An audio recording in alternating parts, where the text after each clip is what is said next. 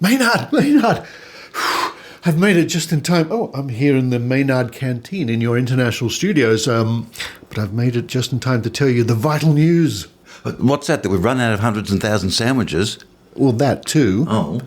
Fairy bread. Fairy bread, that's what they call it. Yeah. But the world's coming to an end. The world's coming to an end. Well, that's okay, because I was never really going to pay off that Visa card anyway, so sucked in Visa International.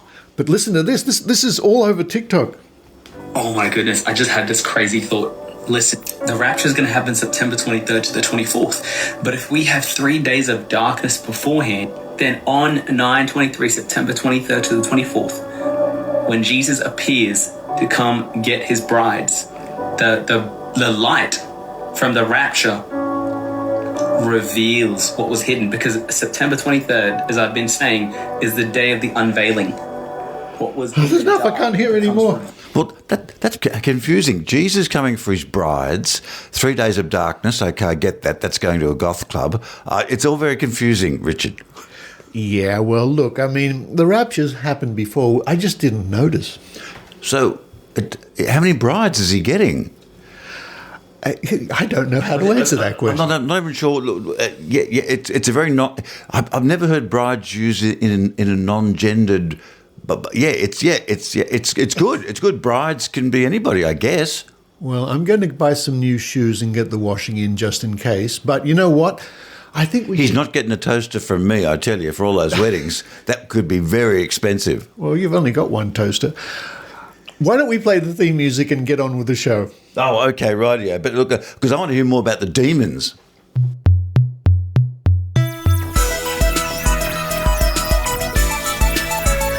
Welcome to the Skeptic Zone, the podcast from Australia for science and reason.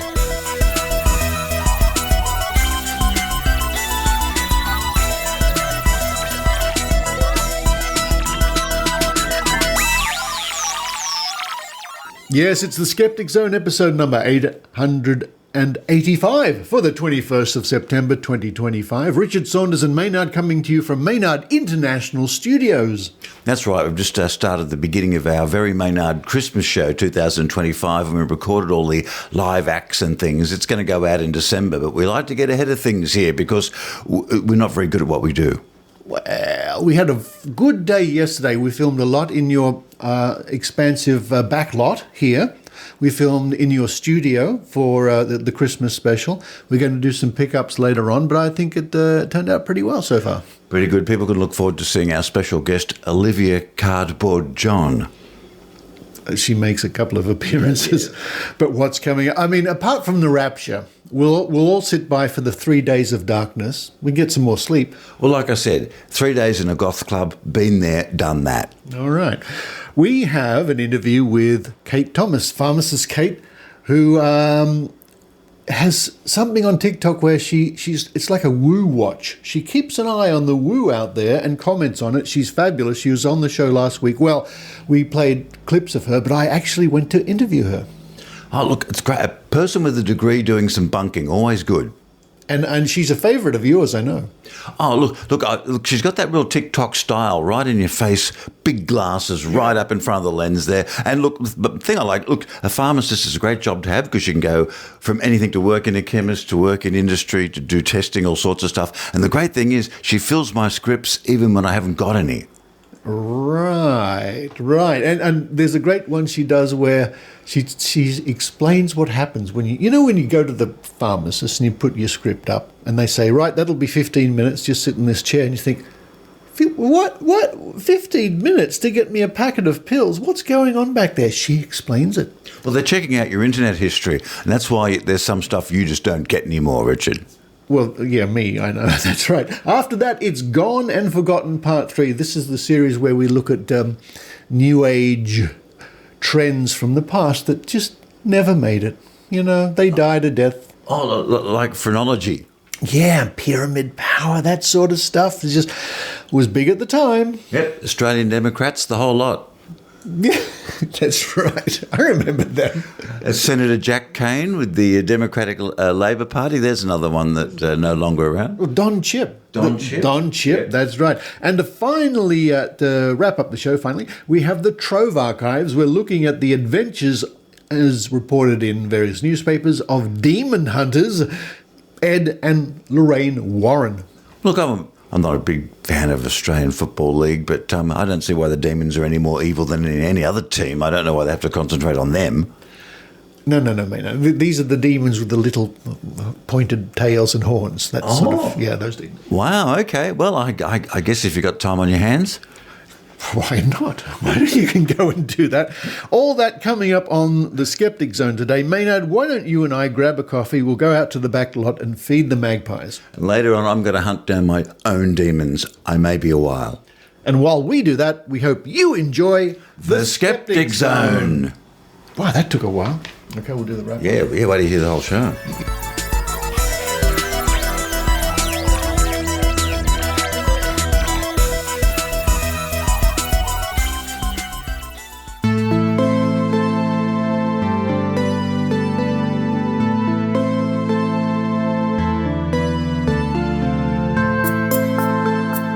Well, last week I mentioned that I spend far too much time on TikTok, but I said in my own defense I do come across some very worthwhile content when I'm on TikTok, and I'm pleased to say I reached out to one of the better content creators out there, Kate Thomas, who's in Sydney, and here I am.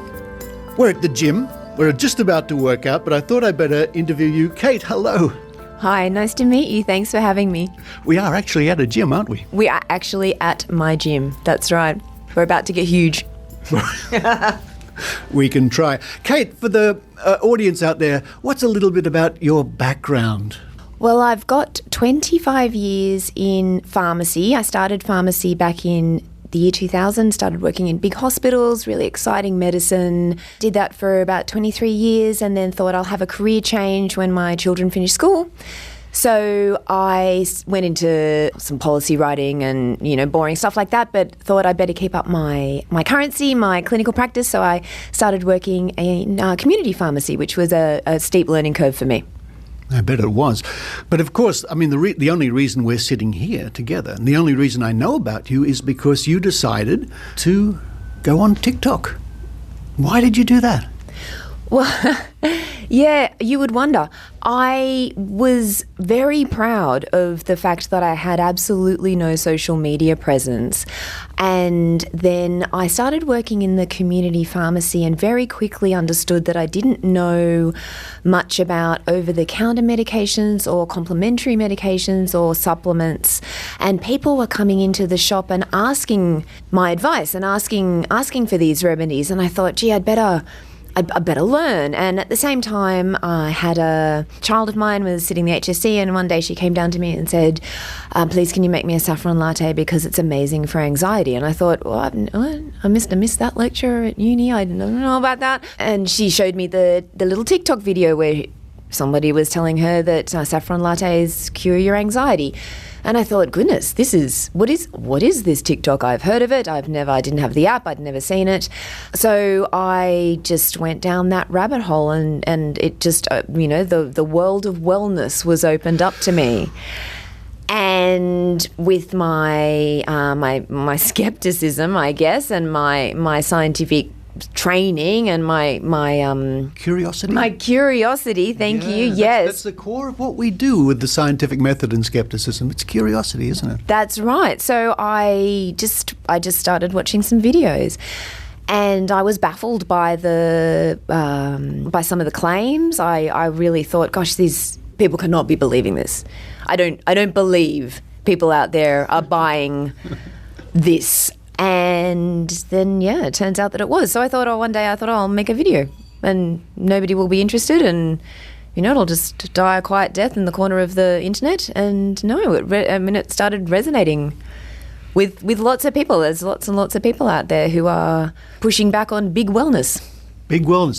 That's I like that. We might nick that. Big wellness. Yeah, because you'll hear about big pharma all the time. Well, big wellness is a bigger industry than big pharma worldwide. A much bigger industry. Many more billions. It's a staggering thing. So your TikToks are basically, from what I've seen, and I've tried to see as many as I can, you'll come across some wellness influencer or a naturopath or whatever, and they're making a bold claim, shall we say. And I love your expressions. You're watching it with us, and you're in the background and your eyes are going, huh? And your mouth's going, what? What? I mean, was that organic, or did you think that's what I'll do? How did that come about? They were genuine reactions to the guff that some people were saying. I mean, I think if you're watching a video of somebody saying you should feed your baby child, your baby human, goat's milk because baby goats, kids, are the same size as baby humans, and that's the reasoning, then really, the only genuine response to that is a look of dismay and absolute, rejection of what that messaging is. And I think, of course, then it fed forward. So, once I started doing that, people then started enjoying it. So naturally started doing more of it. Yeah, I think, as I said to you, we were just having a coffee before, a little bit of a chat. And I said to you before, you've got that X factor. You've got that pizzazz. If we just talk about pure marketing or showmanship or TikToking, you stand out. And I thought, well, she stands out for many reasons. I mean, you've got a classic look. It makes you different. And then, wow, behind that is all this knowledge. And just here is how it is. This is obviously guff, and this is the way the world really works. And we're talking about the goat's milk video. This is, of course, you've got a separate channel, and I'll link to all these in the show notes, folks, specifically looking at the claims of disgraced naturopath Barbara O'Neill. So I don't actually think she's got any naturopath qualifications. Does any naturopath have? Well, yes. I think there's certainly a gradient. So there are definitely naturopaths out there who have more training than. But it's. I mean, point, yeah. You can pin your plaque on the wall and call yourself a naturopath. But there are naturopaths out there who do have some training. But she's got nothing. I guess she calls herself. I'd have to look into it. Maybe she calls herself like a wellness whatever or something. Yeah, I mean, I think natural healer. I think you're right. I mean, I think she did part of a nursing degree, didn't finish that, and now she's basically some kind of cult leader. Yes. But she has a huge following and is really brainwashing vulnerable people into paying for her solutions. Yeah. And bad advice like putting I can nearly not say it. Putting onions on your neck. I thought that was hilarious. I nearly fell off my chair when I was watching her put onions in this bandage and wrapping it around her neck or somebody's neck or whatever. Yeah, she was putting onions on her neck to cure a sore throat, and I was just thinking that's got to be the biggest mood killer of all time, to be snuggling up to somebody and be like, "Wow, you smell a bit oniony," and I just really felt it was giving Tony Abbott vibes, yes. For those listeners overseas, we had a prime minister once called Tony Abbott who bit into a raw onion on camera for some unknown reason. Famously bit into a raw onion. Yeah. I think he may have been at an onion farm. Anyway, that's beside the point. But it's just it's staggering to me that in a world of such learning, there's so many clever, learned people who are trying so very hard to advance healthcare in particularly, that Barbara O'Neill and people like her even get a Guernsey. Yeah. Yeah. Well, they always have and they always will, sadly enough. Now, before we wrap up, I'll just run a few words by you to get your reaction. The first word is parasites. Oh my God, they're everywhere. So everybody needs to be cleansed of a parasite, and the best way to do it apparently is with cloves, because parasites are famously challenging to kill. With medicine, they are very, very difficult to kill.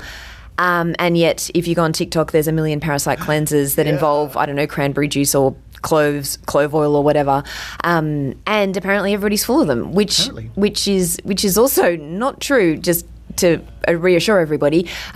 Parasites are actually quite uncommon unless you've been travelling. Yeah. And you can also test for them. So no need to just cleanse. But we're also full of good things living in us too, of course. Oh, full of amazingly great bacteria and biome that is just starting to become understood. And no, absolutely, amazingly good symbiotic organisms. Yeah. But parasites by definition, are living at your expense. Yeah. And it's a wonder that these marvellous cures being peddled don't kill all the good stuff as well, you know. Well, how does it know? The specificity of the clove must be beyond my meagre mind. The other word I'll run by you is detox. Oh, yes. I mean, detox, brilliant.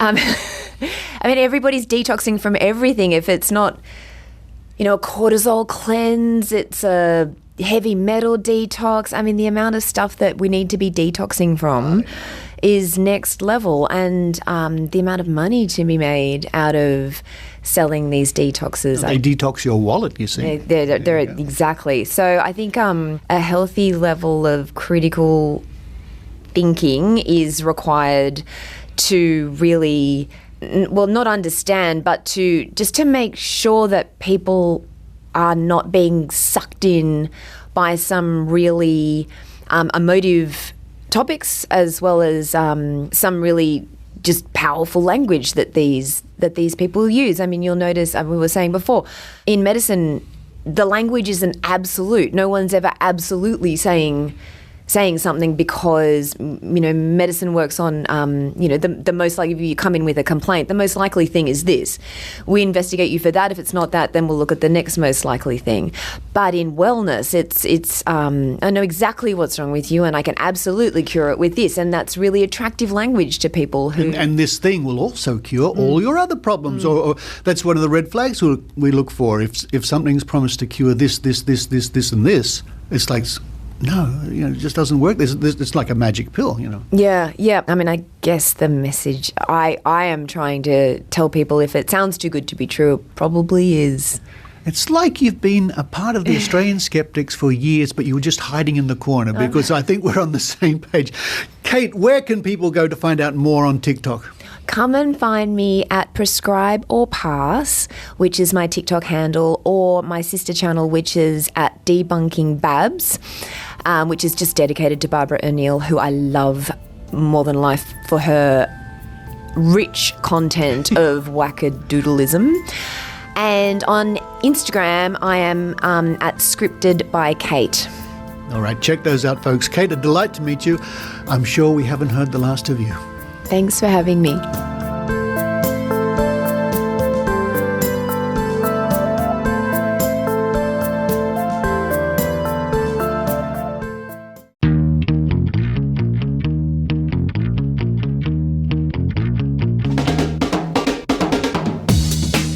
Have you had your COVID booster? Do you believe the fact that COVID has largely disappeared? It hasn't. I got it a month ago and I've just recovered. A COVID vaccine reduces symptoms and transmissibility. It never was about you not getting COVID. It's about having less symptoms and not spreading it to vulnerable people in the community. COVID isn't going away. Vaccines are scientifically proven to be safe and effective. Do the right thing by yourself and the right thing by vulnerable people in your community. Keep getting vaccinated. Have a booster. If you'd like to know more about the choices that we make in relation to our health, then tune in to the Why Smart Women podcast.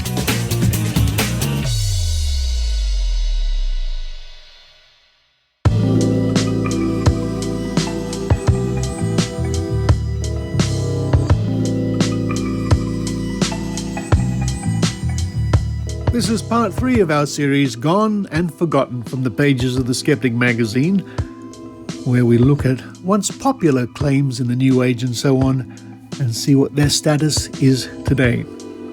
And the feature is called Gone and Forgotten. Richard Saunders looks back at those claims that didn't last the distance or cut the mustard. Over the years of skeptical inquiry, and after quite a few visits to the regular Mind, Body, Spirit exhibitions, we have come across many claims of pseudoscience and the paranormal.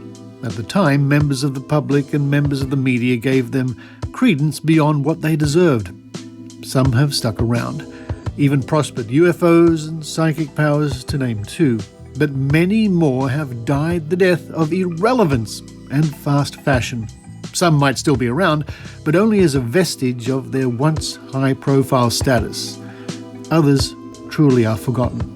So who cares about these historical discarded artefacts? Well, we do, if only in the interests of historical discourse and as a warning to watch the skies for the next meteoric rise and fall of this month's unconvincing trend. Here are some.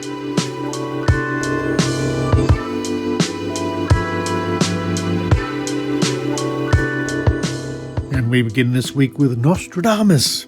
Claim: the 16th century writings of astrologer Michel de Nostradam were thought to foretell events for centuries to come. Status: largely forgotten after a brief resurgence in the late 20th century when it was shown that Nostradamus' predictions were readily applied to any event post facto. Orgone energy, orgone accumulators. Wilhelm Reich. Claim: orgone was a cosmic life force. Special boxes, accumulators, could collect it to promote healing, sexual health, and mood. Status: largely discredited and not taken seriously in modern wellness circles, nevertheless can still be found online and at Mind, Body, Spirit festivals. It's amazing what nonsense you can find at Mind, Body, Spirit festivals.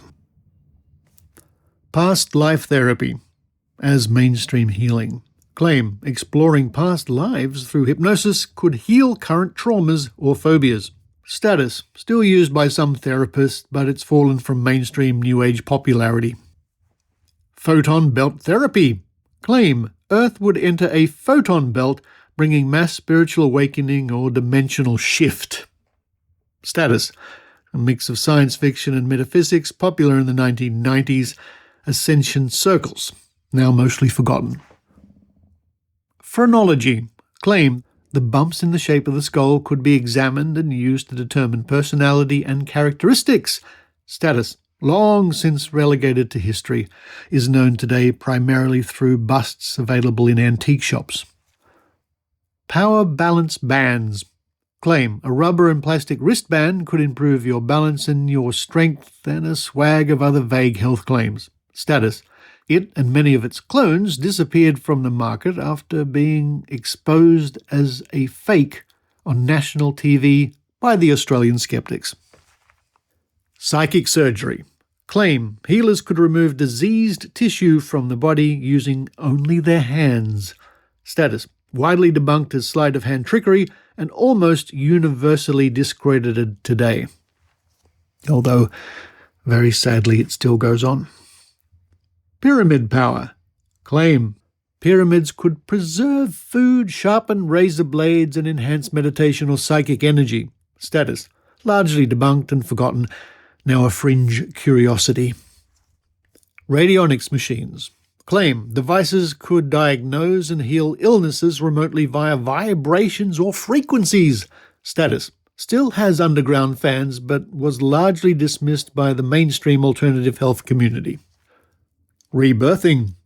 Claim: people could overcome their unresolved traumas from birth or the birthing process itself. Status: largely forgotten and seldom practiced. Seance, ectoplasm, and table tipping.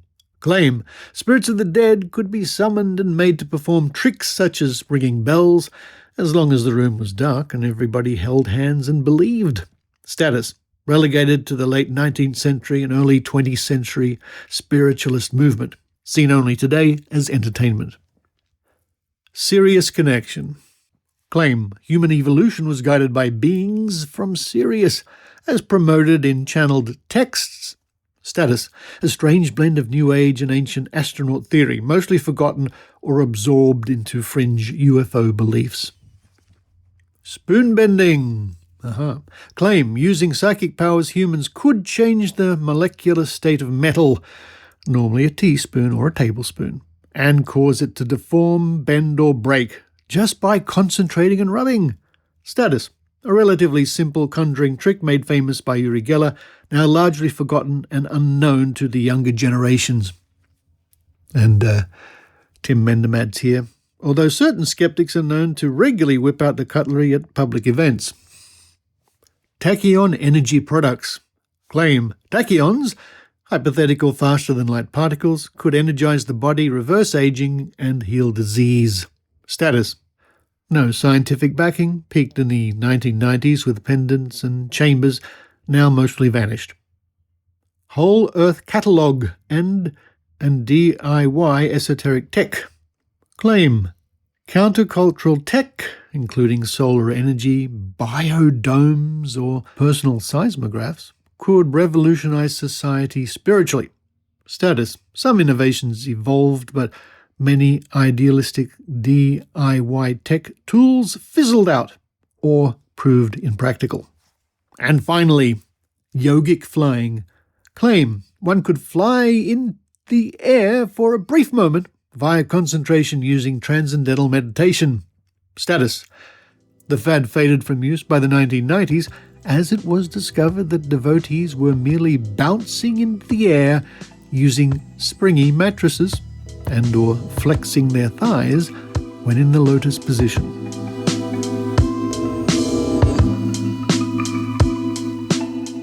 Well, there we are. I wonder how many of those modalities over the last 3 weeks you remember. Or maybe many you'd never heard about. And I think it really goes to show that, yes, society moves on and bad ideas sometimes persist, but many don't. Many silly New Age beliefs that were taken very seriously at the time simply fade. Why? Because they don't work. But don't forget, you can read about so many weird and wonderful New Age beliefs from the Skeptic magazine, the journal from Australian Skeptics. Go to skeptics.com.au, click the links, and you can help yourself to over 4 decades of the Skeptical Journal, and the site is searchable. And like Trove, you'll never know what you'll find there.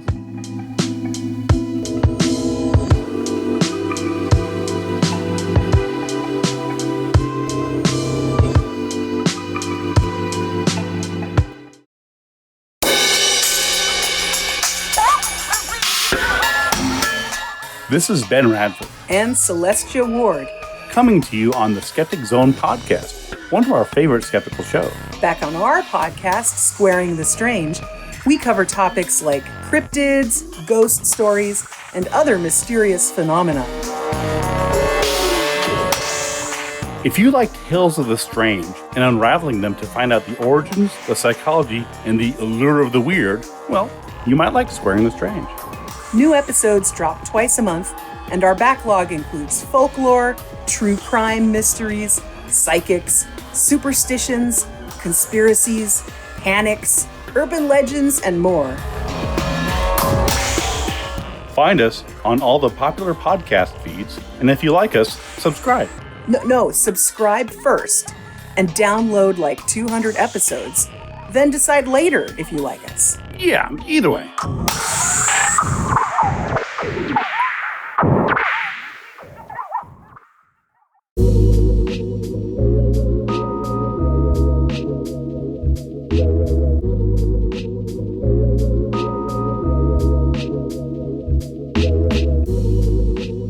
Now it's time once again to go back to the archives at Trove and other places around the world to investigate, to explore, to discover what people were writing about paranormal and supernatural and the alternative medicine in years and decades and sometimes even centuries past.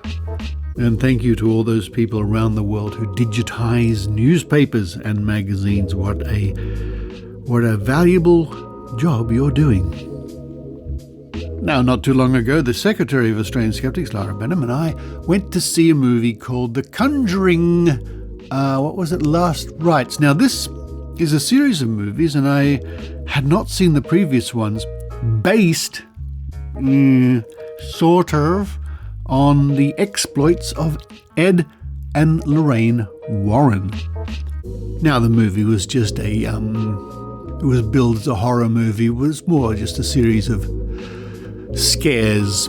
Suddenly something would be happening and then someone would open a door and there was a big scare, that sort of movie. But it was a lot of fun. I mean, from the point of view of a skeptical paranormal investigator like me, it was quite funny to see this movie. Now, I don't think it's going to be winning any Academy Awards, but you know what? When I see a movie like this, I always think about the hundreds of people behind the scenes employed to make movies, to do special effects, to roll the cameras, the lighting, everything from that to catering and the extras and so on. And sometimes they make a good movie. Anyway, I digress. Ed and Lorrain Warren.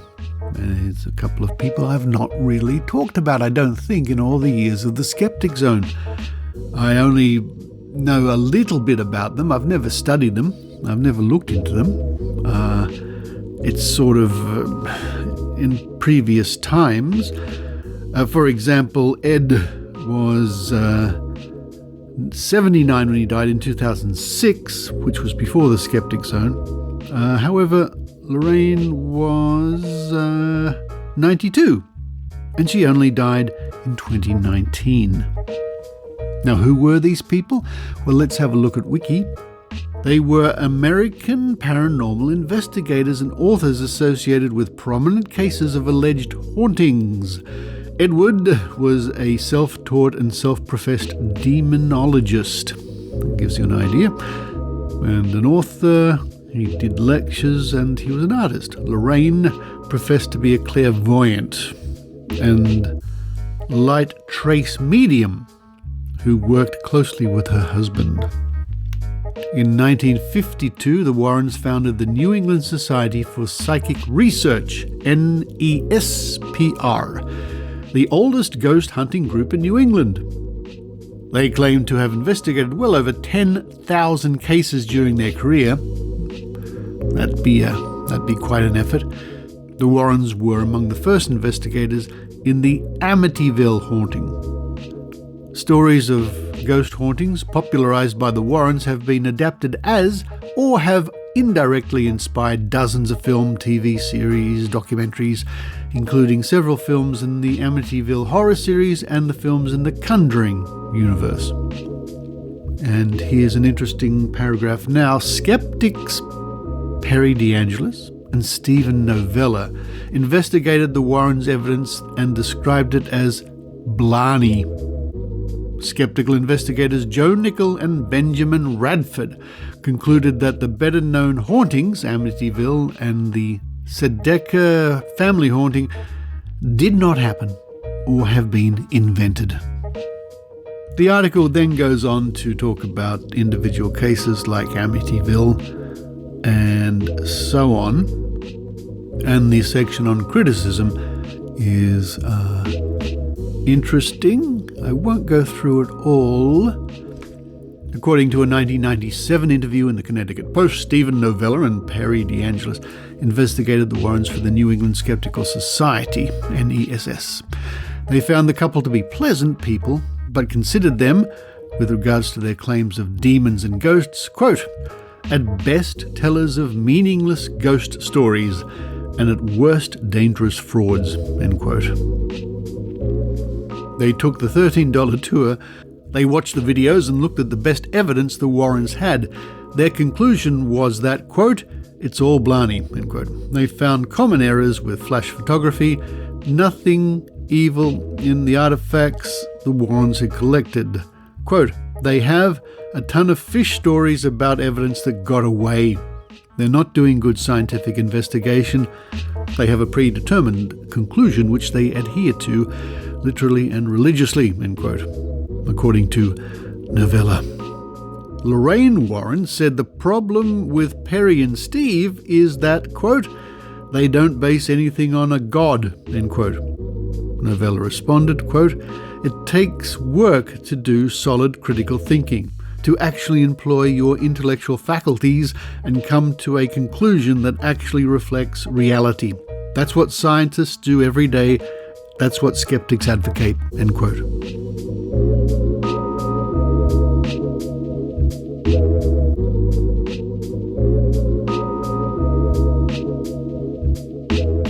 But now let's dive into what the newspapers have written in years gone by about Ed and Lorrain Warren.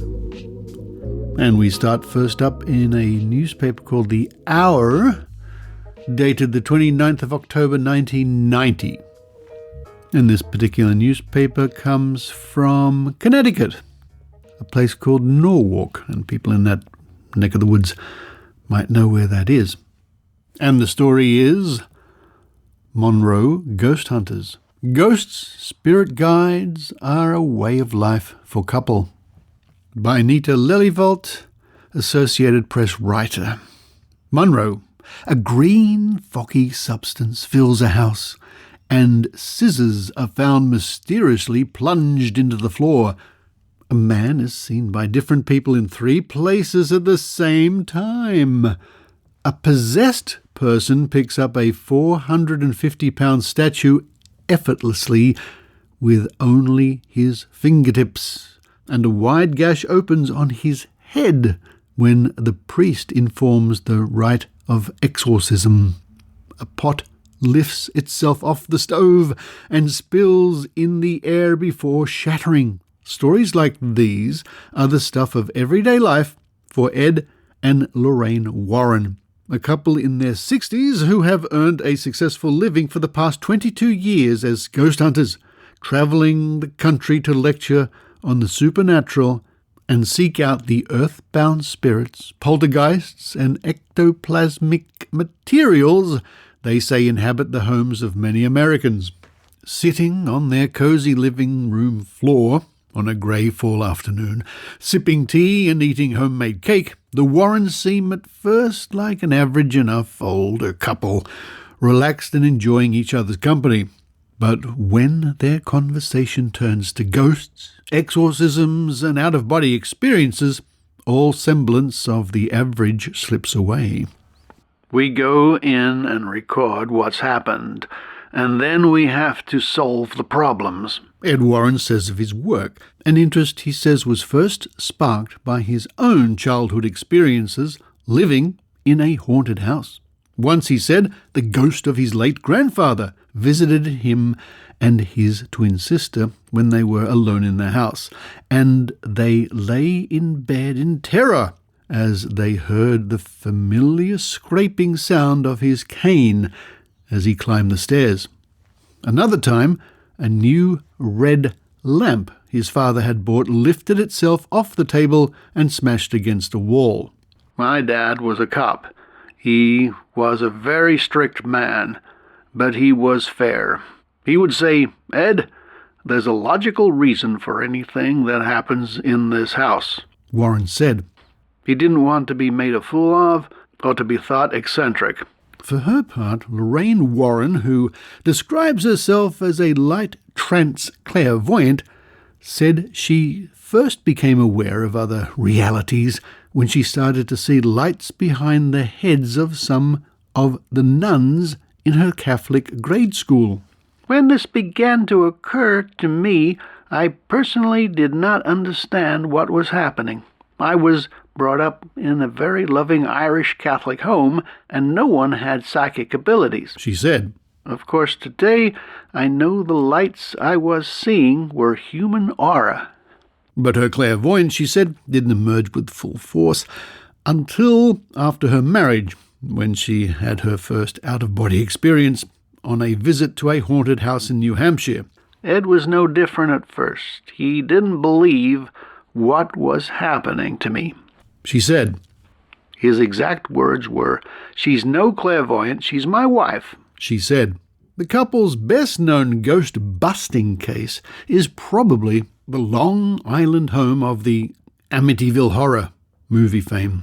The Warrens were called in after a family claimed their new home was possessed by the evil spirit of a man who had killed his family there. Then there was the haunted house on the West Point campus. Witnesses of supernatural events in both cases later recanted, but the Warrens say they were there and they stand by what they saw. Most recently, they have attracted national attention for their investigation of claims of a Hebron woman who is suing her former landlords for her security deposit and rent because she says the house she lived in was haunted. Joanne Rich hired the Warrens to investigate the haunting and wants her landlords to pay the $185 the couple charged to come to Hebron. Lorrain Warren said she felt the presence of a confused, frustrated spirit in the house. The Warrens believe in the fantastic and talk about extraordinary events as if they were natural and predictable as the tides. We were in a home in Georgia where a girl was under possession. Ed is provoking in the name of Jesus Christ for what is there to reveal itself, and all of a sudden everything goes black, says Lorrain Warren as she pours herself a little more tea. Above Ed's voice is music, like two heavy metal tapes being played at the same time. But the house has no electricity. When we hear coins going across the wooden floor, but the rest of the house is carpeted, and we're in the only room with bare floors. We don't see anything, but then a quart mason jar flies across the room and hits one of our investigators in the head. In a building attached to their home, the Warrens run the New England Society for Psychic Research, an organization they describe in paranormal literature as, quote, to help those affected or attacked by preternatural or supernatural forces, end quote. The Society holds classes every week in a small room that also serves as a museum of occult objects and memorabilia from the Warrens' cases. And I'll say quickly here that that room, or an imagining of it, was featured in the movie. Strange bottles and crucifixes line the cluttered shelves, as do seemingly ordinary items labelled to link them to the most extraordinary events. There is the spike supposedly used by a mother to kill her own child, and the haunted ashtray from a home the Warrens say received visitations from its possessive former owner. In one corner of the room looms a large, half-monster, half-human figure that Ed Warren says was taken from the biggest satanic cult in New England. Signs around the room warn visitors not to touch. Touching these things in here would be the opposite of touching something holy, said Ed Warren. It could be very dangerous. Staunch Catholics, the Warrens say they approach their work from the perspective of their beliefs. The difference between us and the parapsychologist is our research comes from a religious background, and theirs is scientific, said Ed Warren.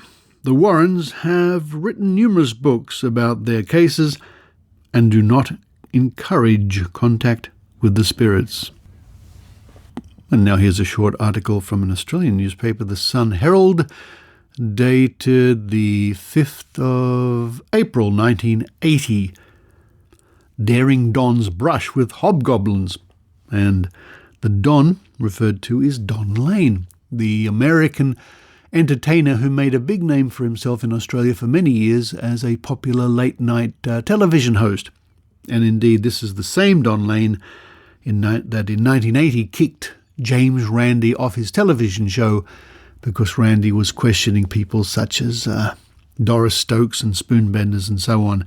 And Don Lane was a believer in people like Doris Stokes and so on. Anyway, the story is only brief, but it says, one of the dangers of TV talk shows is that heavily publicised specials, which set out to be controversial, sometimes look like blatantly contrived shams.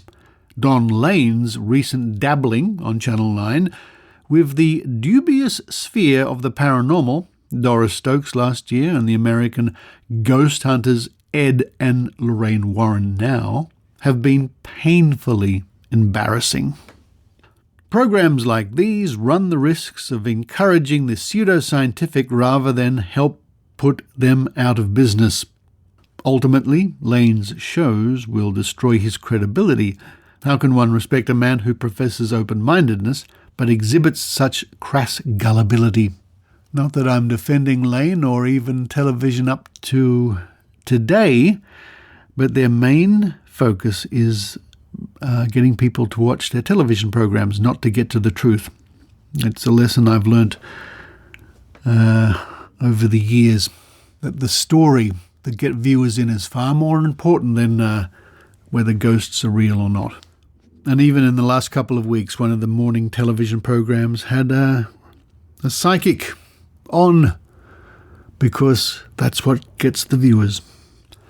And another very short article here from the Sydney Morning Herald, dated the 4th of April 1985, and it's just an overview of what was on television at the time. Television choice. The midday show with Ray Martin, 9, that's Channel 9, at noon. Among other things, there's an interview with two exorcists, Lorrain and Ed Warren, who have sewn up the US market in ridding Cabbage Patch dolls of their possessing devils. So I guess whoever wrote that wasn't too convinced.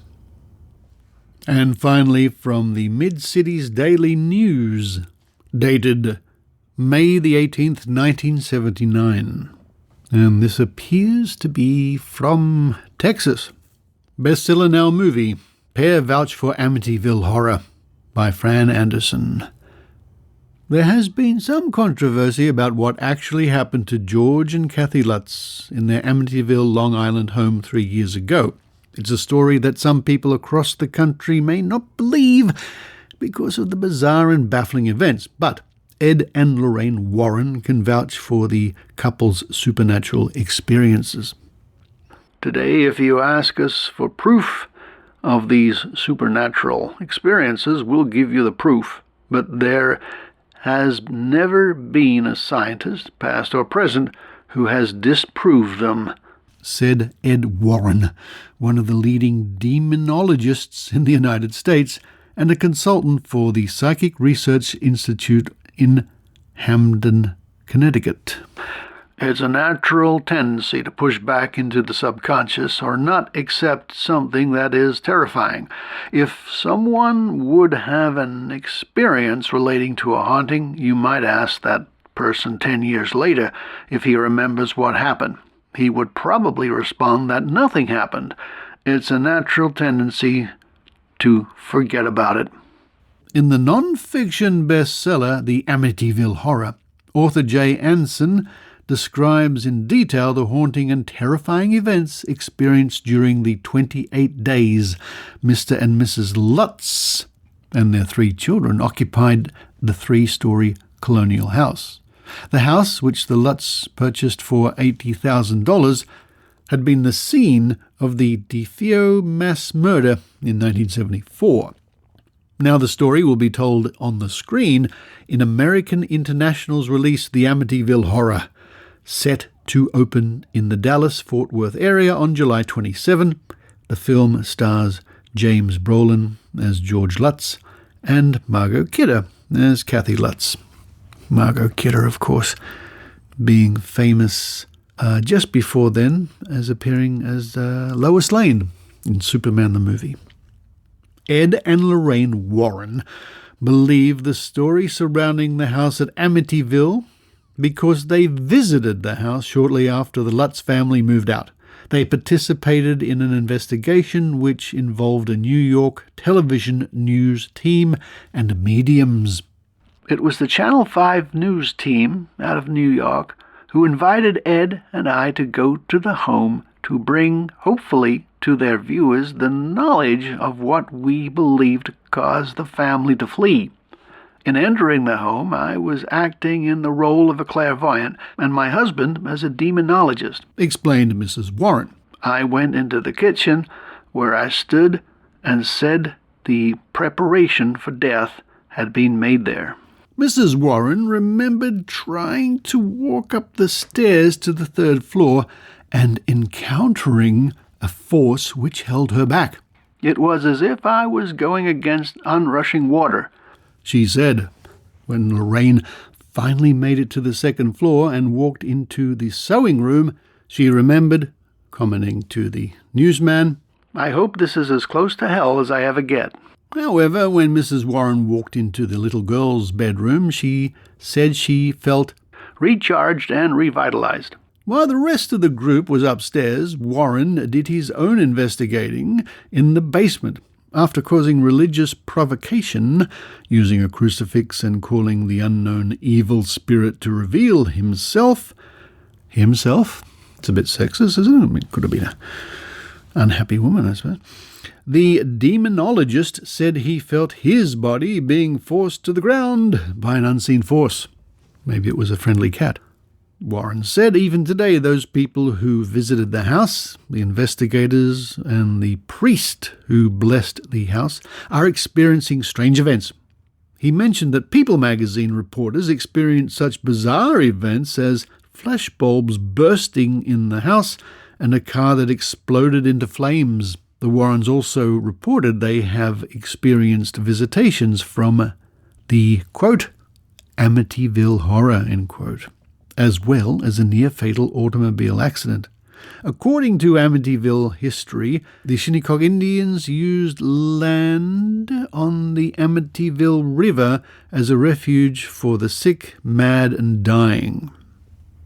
And we pause here for a moment to consider whether that is true or not. That would be a little difficult to research. Anyway.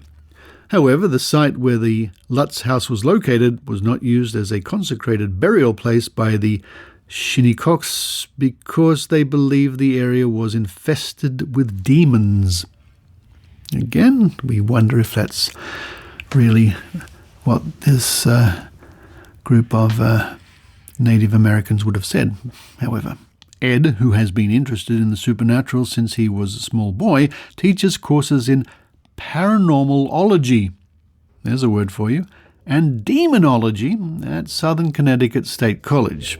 He and his wife, over the past 31 years, have worked with psychiatrists, doctors, priests, ministers, and police in over 2,000 cases involving paranormal experiences. Currently, the Warrens are working on a case in England involving two little girls who levitate in a catatonic state with physical voice manifestations and apparitions all around them. Now that I'd like to see. Ed and Lorrain Warren, and it's actually worth your time to quickly have a look on YouTube. Lots of clips of those two talking about demons and their investigations and so on. But as our friends at the Skeptic's Guide to the Universe, our friend Stephen Novella and our late friend Perry DeAngelis made it quite clear that they were not impressed by the claims of these so-called Ghostbusters. Now, I was quite surprised to see how many entries there were in especially the American newspapers and even newspapers here in Australia dealing with Ed and Lorrain Warren. As I said before, they made a good story. And that's what a lot of newspapers and TV shows need to attract viewers. A good story. But you too can find lots of good stories or questionable stories when you look at newspapers online, especially at Trove at trove.nla.gov.au, or recently as we've been discovering the wealth of information at Google Newspapers, because when you go there, you never know what demons you might find.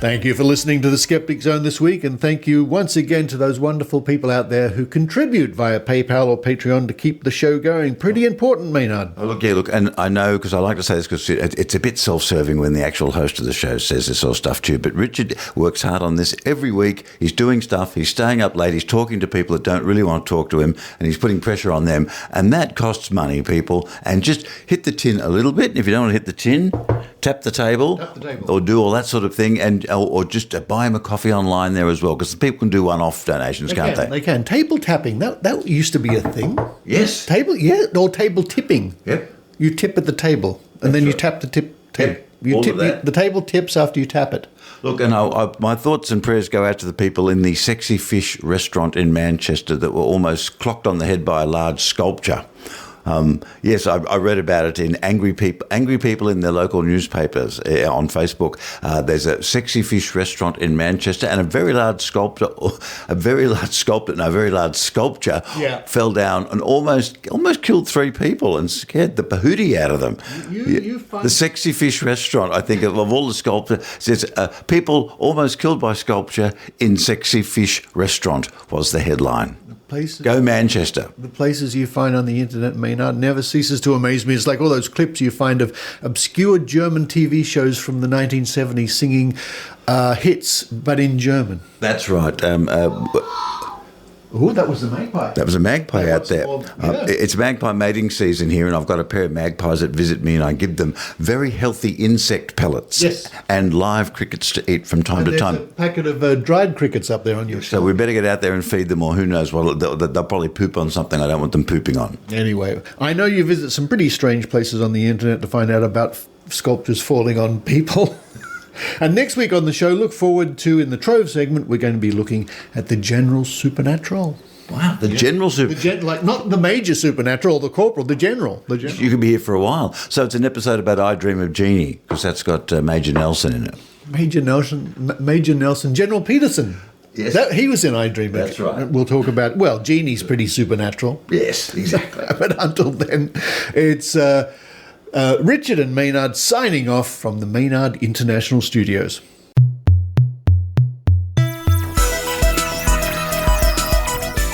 You've been listening to the Skeptic Zone podcast. Please visit our website at www.skepticzone.tv for episodes and show notes with links going back to 2008. You can follow the Skeptic Zone on Facebook, X, TikTok and YouTube by clicking the links at our homepage, together with links to support the show financially via Patreon or PayPal. The Skeptic Zone is an independent production. The views and opinions expressed by our guests are not necessarily those of the Skeptic Zone podcast or any other skeptical organisation.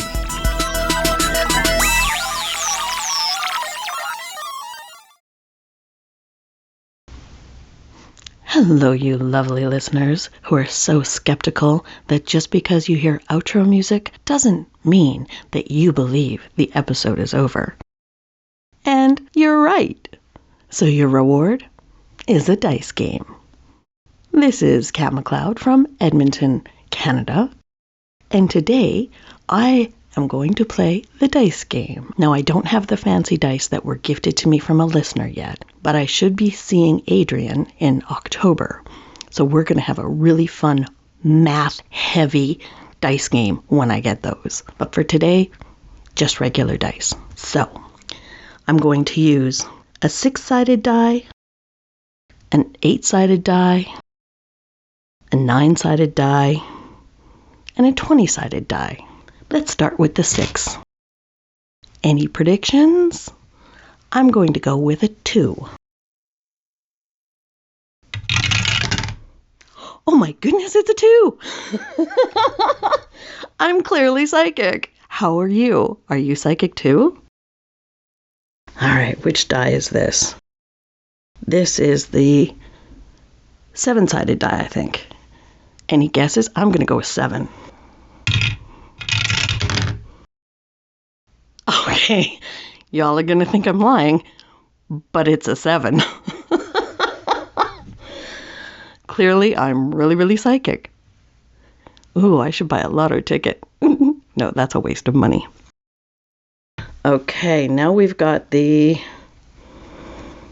8-sided die. And, you know, I know Adrian's listening, and she's telling me all the proper names for these. It's early, and I forget. 8-sided. What are we going to go for? I'm going to go with a 3. I was going to pick Susan Gerbich's 5, but something's telling me 3. So I'm just going to go with that. Oh, I should have gone with Susan Gerbich because it's a 5. See? Always go with your first instinct. I was going on a perfect run here for the first time ever. Okay, now it's the 20-sided die. And you all know if you've listened before, I always pick 19, even though it's never 19. So, let's give it a roll.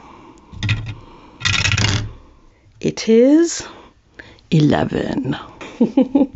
So, the winning numbers this week are 2, 7, 5, and 11. How did you do? Did you beat me? Until next time. Signing off from Kitty Corner Studios, this is Kat McLeod.